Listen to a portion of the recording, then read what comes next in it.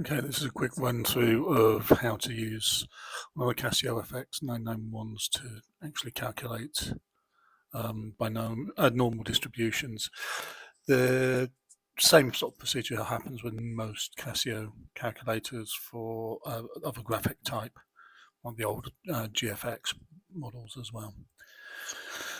So we've got the drinks company, currently has machines that produce a mean of 1,000 milliliters with a standard deviation of 15 milliliters.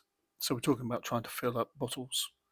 We've got a reasonable accuracy of 15, that's a 1.5% error on the standard deviation. It does wind up being quite significant in terms of other things. So we just want to see what proportion of bottles actually do we get that are, first of all, less than 1,020. So with the calculator, what we need to do is we go into the main menu, and it's not statistics we're looking at, which is that graph. We're actually looking at this one, which is distributions. I don't know why mine's in Russian or in another language. I'll try and get the English put on sometime. But we press equals, and we've got a normal point distribution function and a normal cumulative distribution function. This is the one we're going to be using at the moment to find out what this is. So we go into option 2, and what we've got to say first of all is where are we going to be summing our area from. If you remember a normal distribution function, we don't sum from 0, which is where a lot of people make mistakes with calculators. It's always summing from minus infinity. So the closest we can get to minus infinity is to put in a negative 9 by 10 to the 99. So there's a biggest negative number we can think of. And we also want to say what's the limit we want to go up to, and that's 1020. We then have to say what's the standard deviation. Notice standard deviation, not variance, that comes from the question. So we put in 15. And the mean, which is 1,000.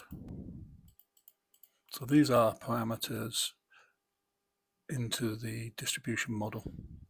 Press equals, and we get 0.987887, which agrees with this solution to 3 significant figures, which is about the accuracy they normally seem to look for.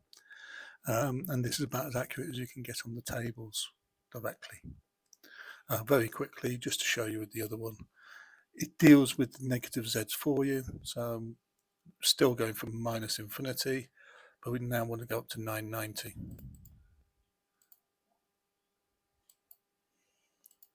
Press equals, and we get the 25 point, and in this case 24. You wouldn't find this number should be between the two values that you would have been looking up in here. So we would have been between 0.67 and 66, and you would have found that that probability is in between those two values. Okay, so let's just move on to the next slide. And this sort of problem now causes us problems that we don't know how to find things like mean. You may have noticed that in the menu there is an inverse operation, number 3. But that number is for a probability where you still know what the normal distribution is. This turns around and gives you that value that comes out.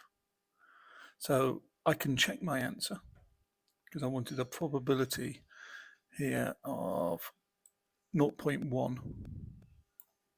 So 0.1. My standard deviation I'm going to keep as 15, and I'm now basically going to test to see if I put in a mean of 1,000. Oh no, the mean needs to be 1,000 for that one. So if I put the mean in here, I put in my answer, 1019.224, and this should now turn around and give me my Z value, my value out of the 1,000. And there you are. We actually get our inverse value coming out as 1,000. It doesn't allow us to solve these problems. All we can do is check with them. For given probability, it will tell you what the data value was for it, but it won't actually solve for mean or standard deviation for you.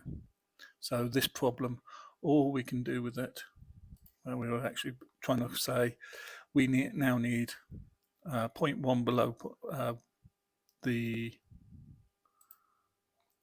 5% above and 0.1 below. What we can do to check this is if I go back into the distributions and look for the cumulative, what I can actually put in is we're expecting the probability between them to be 85%. So if I put in to my model, I am going from 1000 up to 1030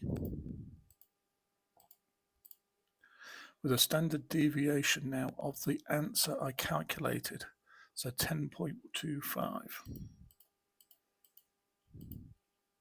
and a mean. My mean is now 1013, 13.14. And if I put S equals, what I should get out is around 85%. Now, 0.85007. So that's what you can do with the calculator, but it doesn't let you solve these second types of problem.